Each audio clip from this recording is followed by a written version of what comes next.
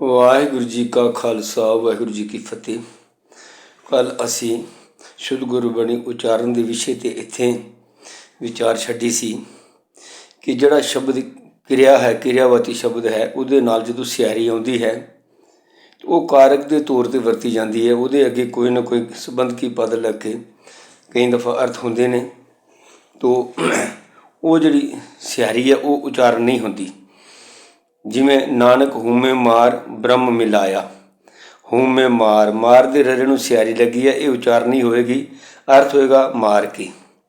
ਇਸ ਤਰ੍ਹਾਂ ਸਗਲ ਤਿਆਗ ਗੁਰ ਸ਼ਰਣੀ ਆਇਆ, ਸਗਲ ਤਿਆਗ ਦਾ ਮਤਲਬ ਤਿਆਗ ਕੇ, ਇਹਦੇ ਅੱਗੇ ਸੰਬੰਧਕੀ ਪਦ ਕੇ ਲੱਗੇਗਾ, ਕਾਰਕ ਲੱਗੇਗਾ। ਤਿਆਗ ਦੇ ਗੱਗੇ ਨੂੰ ਸਿਆਰੀ ਹੈ ਪਰ ਇਹ ਉਚਾਰਨ ਨਹੀਂ ਹੁੰਦੀ। ਇਸ ਤਰ੍ਹਾਂ ਨਾਮ ਵਿਸਾਰ ਲੱਗੈ ਅਨ ਸੁਆਏ, ਨਾਮ ਨੂੰ ਵਿਸਾਰ ਕੇ, ਇਹਦੇ ਅਰਥ ਕਰਦੇ ਟਾਈਮ ਵੀ ਅੱਗੇ ਸਾਨੂੰ ਕੇ ਲਫ਼ਜ਼ ਲਗਾਉਣਾ ਪਏਗਾ। ਤੋ ਲਿਹਾਜ਼ਾ ਇੱਥੇ ਇਹ ਸਿਆਰੀਆਂ ਉਚਾਰਨ ਨਹੀਂ ਹੁੰਦੀਆਂ ਪਰ ਅਰਥ ਕਾਰਕ ਵਾਲੇ ਦਿੰਦੀਆਂ ਨੇ। ਸੁਣ ਸੁਣ ਆਖਣ ਆਖਣਾ ਜੇ ਭਾਵੈ ਕਰੇ ਤੁਮਾਏ, ਸੁਣ ਸੁਣ ਆਖਣ ਆਖਣਾ ਤੋਂ ਭਾਵੈ ਸੁਣ ਸੁਣ ਕੇ, ਸੁਣ ਸੁਣ ਕੇ। ਇੱਥੇ ਦੀ ਅਨਾਣੇ ਨੂੰ ਸਿਆਰੀਆਂ ਨੇ, ਸੁਣ ਸੁਣ ਦੇ ਅਨਾਣੇ ਨੂੰ ਸਿਆਰੀਆਂ ਨੇ।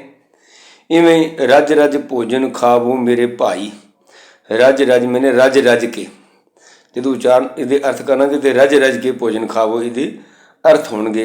ਤੋ ਇਹ ਸਿਆਰੀਆਂ ਨਹੀਂ ਉਚਾਰਨ ਹੁੰਦੀਆਂ। ਤਪ ਤਪ ਲੂ ਲੂ ਹਾਥ ਮਰੋਰੂ, ਮੈਂ ਤਪ ਤਪ ਕੇ ਲੂ ਲੂ ਕੇ ਲੁਚ ਲੁਚ ਕੇ ਹਾਥ ਮਰੋਰੂ। ਇੱਥੇ ਤਪ ਤਪ ਦੇ ਪੱਪੇ ਨੂੰ, ਲੂ ਦੇ ਹਾਏ ਨੂੰ ਸਿਆਰੀਆਂ ਹਨ ਪਰ ਇਹ ਉਚਾਰਨ ਨਹੀਂ ਹੁੰਦੀਆਂ।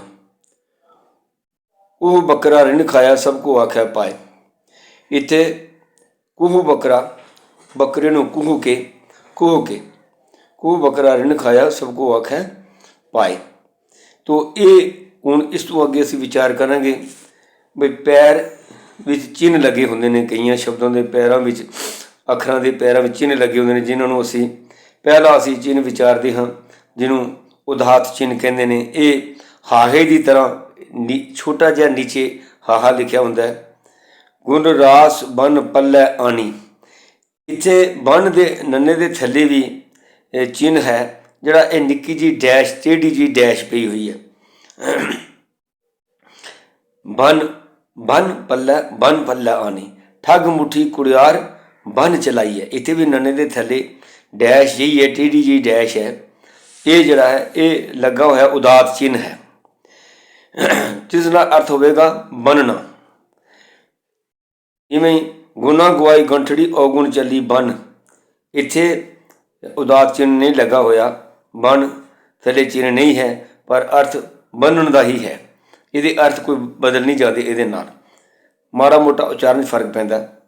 ਮੈਂ ਹਰ ਹਰ ਖਰਚ ਲਿਆ ਬੰਨ ਪੱਲਾ, ਇੱਥੇ ਵੀ ਉਚਾਰਨ ਬੰਨ ਹੀ ਹੋਵੇਗਾ, ਯਾਨੀ ਟਿੱਪੀ ਨਾ ਲੱਗੀ ਹੋਵੇ ਤਾਂ ਵੀ ਬੰਨ ਹੀ ਹੋਵੇਗਾ, ਉਦਾਤ ਚਿੰਨ੍ਹ ਨਾ ਲੱਗਾ ਹੋਵੇ ਤਾਂ ਵੀ ਇਹ ਬੰਨ ਹੀ ਜਿਹੜਾ ਉਚਾਰਨ ਹੋਵੇਗਾ। ਪਰਮੇਸ਼ਵਰ ਦਿੱਤਾ ਬੰਨਾ, ਇੱਥੇ ਬੰਨਾ ਜਿਹੜਾ ਹੈ ਸ਼ਬਦ, ਇਹਨੂੰ ਅਧਿਕ ਲਗਾ ਕੇ ਉਚਾਰਨ ਹੁੰਦਾ ਹੈ ਬੰਨਾ। ਫਰੀਦਾ ਮੋਤਾ ਦਾ ਬੰਨਾ ਇਵੇਂ ਦਿਸੈ ਜਿਉਂ ਦਰਿਆਵੇ ਟਾਹਾ, ਇੱਥੇ ਮੋਤਾ ਦਾ ਬੰਨੇ ਦਾ ਭਾਵ ਹੈ ਕਿਨਾਰਾ। ਪਰਮੇਸ਼ਵਰ ਦਿੱਤਾ ਬੰਨਾ ਦਾ ਅਰਥ ਹੈ ਆਸਰਾ। ਉਹ ਜਿਹੜੀ ਪਹਿਲੀ ਪੰਕਤੀ ਹੈ ਉਹਦੇ ਉੱਥੇ ਬੰਨਾ ਦਾ ਮਤਲਬ ਹੈ ਆਸਰਾ। ਪਰ ਫਰੀਦਾ ਮੋਤਾ ਦਾ ਬੰਨਾ ਇਵੇਂ ਦਿਸਿਆ ਜਿਉਂ ਦਰਿਆਵਾ ਟਾਹਾ, ਇੱਥੇ ਬੰਨਾ ਦਾ ਭਾਵ ਹੈ ਕਿਨਾਰਾ, ਜਿਵੇਂ ਖੇਤ ਦੇ ਕਿਨਾਰੇ ਨੂੰ ਅਸੀਂ ਬੰਨਾ ਕਹਿੰਦੇ ਹਾਂ। ਤੋ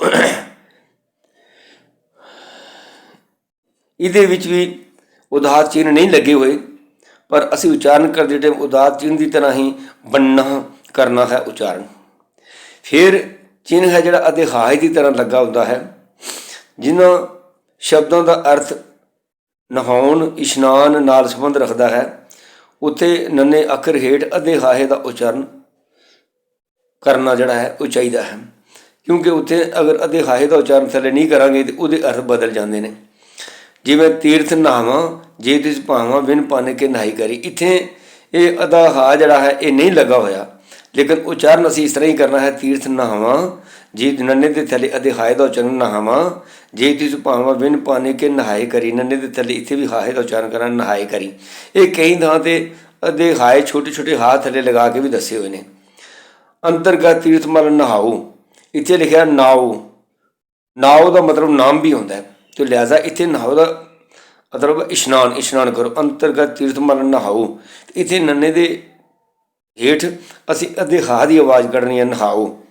ਰਾਮਦਾਸ ਸਰੋਵਰ ਨਹਾਤੇ, ਇੱਥੇ ਲਿਖਿਆ ਨਾਤੇ। ਨਾਤੇ ਲਫ਼ਜ਼ ਰਿਸ਼ਤੇ ਨਾਤਿਆਂ ਵਾਸਤੇ ਵੀ ਵਰਤਿਆ ਜਾਂਦਾ ਹੈ, ਲੇਕਿਨ ਇੱਥੇ ਇਹਦਾ ਅਰਥ ਇਸ਼ਨਾਨ ਹੈ, ਇਸ ਲਈ ਰਾਮਦਾਸ ਸਰੋਵਰ ਨਹਾਤੇ ਅਤੇ ਹਾਏ ਦਾ ਉਚਾਰਨ ਕਰਨਾ ਹੈ। ਨਾਤੀ ਤੋਤੀ ਸੰਭੀ ਸੁੱਤੀ ਆਏ ਨਿਚਿੰਦ, ਨਾਤੀ ਤੋਤੀ, ਇਹਨੂੰ ਨਾਤੀ ਤੋਤੀ ਪੜ੍ਹਾਂਗੇ ਤੇ ਉਹ ਨਾਤੀ ਤੋਤੀ ਜਿਹੜਾ ਹੈ ਇਹ ਪਾਠ ਗਲਤ ਹੋਵੇਗਾ। ਨਾਤੀ ਧੋਤੀ, ਇੱਥੇ ਧੋਤੀ ਨੂੰ ਵੀ ਕਹਿੰਦੇ ਹਨ ਲੋਕ, ਧੱਦੇ ਦੀ ਆਵਾਜ਼ ਨਹੀਂ ਕੱਢਦੇ, ਤੱਤੇ ਦੀ ਤੋਤੀ ਕੱਢਦੇ ਹਨ। ਧੋਤੀ ਧੱਦੇ ਦੀ ਆਵਾਜ਼ ਦਬਾ ਕੇ ਨਿਕਲਦੀ ਹੈ, ਤੱਤੇ ਦੀ ਸਿੱਧੀ ਨਿਕਲਦੀ ਹੈ, ਤੋਤੀ ਤੇ ਧੋਤੀ। 1 ਲੱਖ ਪੂਤ 1.25 ਲੱਖ ਨਾਤੀ, ਇੱਥੇ ਨਾਤੀ ਤੋਂ ਮਤਲਬ ਹੈ ਦੋਤਰੇ, ਤੋ ਇੱਥੇ ਨਾਤੀ ਦੇ ਇੱਥੇ ਹਾਹੇ ਦਾ ਉਚਾਰਨ ਨਹੀਂ ਹੋਵੇਗਾ, ਸਿੱਧਾ ਅਰਥ ਨਾਤੀ ਹੀ ਇਹਦਾ ਸਹੀ ਉਚਾਰਨ ਹੈ, ਨਾਤੀ। ਸਾਚਾ ਸਾਹਿਬ ਸਾਚ ਨਾਏ ਭਾਖਿਆ ਪਾਓ ਅਪਾਰ, ਸਾਚ ਨਾਏ ਦੇ ਉੱਪਰ ਵੀ ਨਹਾਏ ਨਹੀਂ ਪੜਿਆ ਜਾਏਗਾ, ਕਿਉਂਕਿ ਇੱਥੇ ਨਾਏ ਦਾ ਅਰਥ ਪ੍ਰੋਫੈਸਰ ਸਾਹਿਬ ਸਿੰਘ ਜੀ ਨੇ ਨਿਆਂ ਕੀਤਾ ਹੈ ਕਿ ਉਹ ਪਰਮਾਤਮਾ ਆਪ ਨਿਰੋਲ ਸੱਚ ਹੈ, ਉਹਦਾ ਨਿਆਂ ਵੀ ਬਿਲਕੁਲ ਸੱਚ ਹੈ, ਲਿਹਾਜ਼ਾ ਇੱਥੇ ਨਹਾਏ ਨਹੀਂ ਕਰਨਾ। ਜਿੱਥੇ ਇਸ਼ਨਾਨ ਅਰਥ ਨਿਕਲਦਾ ਹੋਵੇ ਉੱਥੇ ਅੱਧੇ ਹਾਏ ਦੀ ਆਵਾਜ਼ ਕੱਢਣੀ ਹੈ। ਅੰਮ੍ਰਿਤ ਵੇਲਾ ਸੱਚ ਨਾਉ ਵਡਿਆਈ ਵਿਚਾਰ, ਜਿਵੇਂ ਅਸੀਂ ਉੱਪਰ ਅੰਤਰਗਤ ਤੀਰਥਮਲ ਨਹਾਓ ਦੇ ਨੰਨੇ ਥੱਲੇ ਹਾ ਉਚਾਰਨ ਕੀਤਾ ਸੀ, ਇੱਥੇ ਅਸੀਂ ਹਾ ਉਚਾਰਨ ਨਹੀਂ ਕਰ ਸਕਦੇ। ਅੰਮ੍ਰਿਤ ਵੇਲਾ ਸੱਚ ਨਾਉ ਦਾ ਮਤਲਬ ਪਰਮਾਤਮਾ ਦਾ ਨਾਮ, ਤੋ ਲਿਹਾਜ਼ਾ ਇੱਥੇ ਨੰਨੇ ਥੱਲੇ ਹਾਹੇ ਦਾ ਉਚਾਰਨ ਜਿਹੜਾ ਹੈ ਨਹੀਂ ਹੋਵੇਗਾ, ਅੱਧੇ ਹਾਏ ਦਾ ਉਚਾਰਨ ਨਹੀਂ ਹੋਵੇਗਾ। ਫਿਰ ਇਸ ਤਰ੍ਹਾਂ ਯਕਸ਼ ਚਿੰਨ੍ਹ ਵੀ ਲੱਗੇ ਹੁੰਦੇ ਨੇ ਕਈਆਂ ਅੱਖਰਾਂ ਥੱਲੇ, ਇਹ ਜਿਸ ਤਰ੍ਹਾਂ ਜਿਹੜਾ ਯਈਆ ਅਸੀਂ ਲਿਖਦੇ ਯਈਆ, ਅੱਧਾ ਯਈਆ ਛੋਟਾ ਜਿਹਾ ਯਈਆ ਥੱਲੇ ਪਿਆ ਹੁੰਦਾ ਕਿਸੇ ਲਫ਼ਜ਼ ਦੇ ਥੱਲੇ, ਇਸ ਅੱਧੇ ਯਈਏ ਦਾ ਉਚਾਰ ਕੰਮ ਦਿੰਦਾ ਹੈ, ਇਹ ਉਚਾਰਨ ਕਰਨਾ ਹੈ, ਅੱਧੇ ਯਈਏ ਦਾ ਉਚਾਰਨ ਕਰਨਾ ਹੈ। ਅਕਰਨ ਕ੍ਰੋਧ ਅਖਾਦਿਅੰ, ਅਕਰਨ ਕ੍ਰੋਧ ਅਖਾਦਿਆ ਖਾਦਿਅੰ ਅਸਾਜਿਅੰ ਸਾਜ ਸਮਝਿਆ, ਇੱਥੇ ਇਹ ਯਈਏ ਦਾ ਆਵਾਜ਼ ਖਾਦਿਅੰ ਯਾ ਦੀ ਆਵਾਜ਼ ਕੱਢਣੀ ਹੈ। ਇੱਥੇ ਆਤਮ ਰੱਖਿਆ ਗੋਪਾਲ ਸਵਾਮੀ ਤਨ ਚਰਨ ਰੱਖਿਆ ਜਗਦੀਸ਼ਵਰ, ਇੱਥੇ ਰੱਖਿਆ ਦੇ ਖੱਖੇ ਹੇਠ ਦੇਖੋ ਗੁਰਬਾਣੀ ਵਿੱਚ ਤੁਸੀਂ ਦੇਖੋ 1358 ਪੰਨੇ 'ਤੇ ਇੱਥੇ ਰੱਖਿਆ ਦੇ ਖੱਖੇ ਥੱਲੇ ਨਿੱਕਾ ਜਿਹਾ ਯਈਆ ਲਗਾ ਹੋਇਆ ਹੈ ਗੁਰਬਾਣੀ ਵਿੱਚ। ਤਨ ਚਰਨ ਰੱਖਿਆ ਦੇ ਖੱਖੇ ਦੇ ਥੱਲੇ ਵੀ ਅੱਧਾ ਯਈਆ ਹੈ, ਰੱਖਿਆ।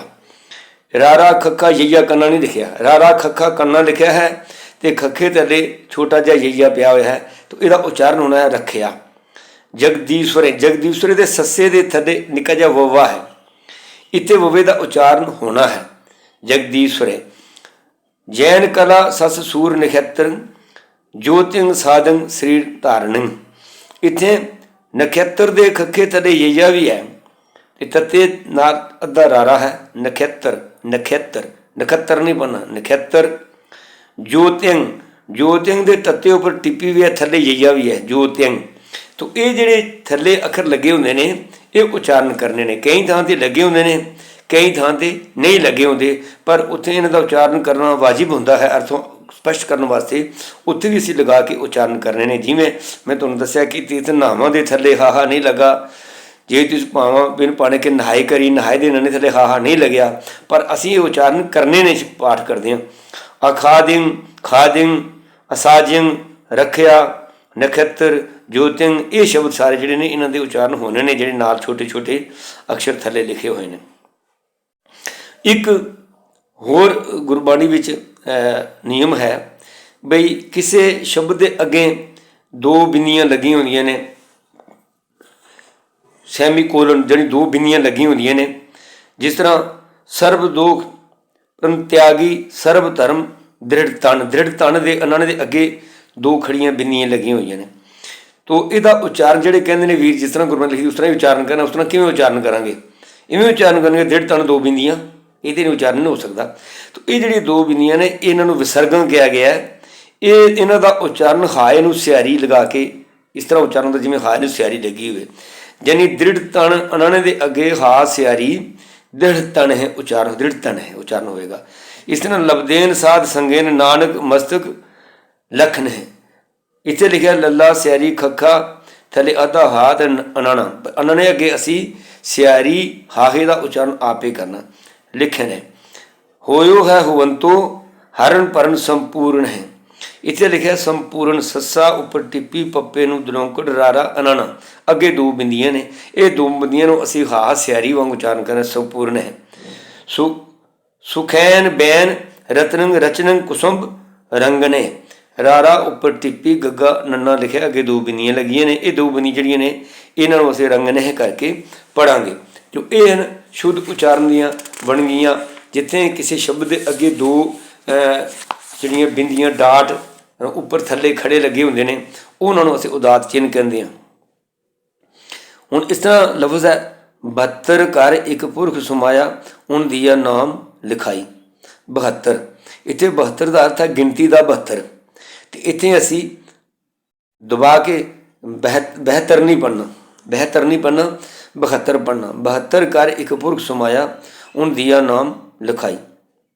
ਗੁਰਬਾਣੀ ਵਿੱਚ ਦੂਸਰੀਆਂ ਬੋਲੀਆਂ ਦੇ ਲਫ਼ਜ਼ ਆਏ ਹੋਏ ਨੇ। ਉਹਨਾਂ ਕਈ ਬੇਗਾਨੀਆਂ ਬੋਲੀਆਂ ਦੇ ਲਫ਼ਜ਼ ਗੁਰਬਾਣੀ 'ਚ ਆ ਕੇ ਉਹਨਾਂ ਦਾ ਸਰੂਪ ਹੀ ਬਦਲ ਗਿਆ। ਜਿਸ ਤਰ੍ਹਾਂ ਕਾਜ਼ੀ ਦੀ ਥਾਂ ਕਾਦੀ, ਕਾਗਜ਼ ਦੀ ਥਾਂ ਕਾਗਦ। ਪਰ ਕੁਝ ਦੂਜੀਆਂ ਬੋਲੀਆਂ ਦੇ ਲਫ਼ਜ਼ ਜਿਹੜੇ ਫਾਰਸੀ, ਅਰਬੀ, ਸੰਸਕ੍ਰਿਤ ਵਗੈਰਾ ਮਰਾਠੀ 'ਚੋਂ ਆਏ ਨੇ, ਉਹਨਾਂ ਦਾ ਉਚਾਰਨ ਅਸੀਂ ਉਹੀ ਕਰਨਾ ਚਾਹੀਦਾ ਹੈ ਜਿਹੜਾ ਉਸ ਬੋਲੀ ਦਾ ਮੂਲ ਉਚਾਰਨ ਹੈ। ਇਹ ਅਸੀਂ ਕੱਲ੍ਹ ਵਿਚਾਰ ਕਰਾਂਗੇ। ਵਾਹਿਗੁਰੂ ਜੀ ਕਾ ਖਾਲਸਾ, ਵਾਹਿਗੁਰੂ ਜੀ ਕੀ ਫਤਿਹ।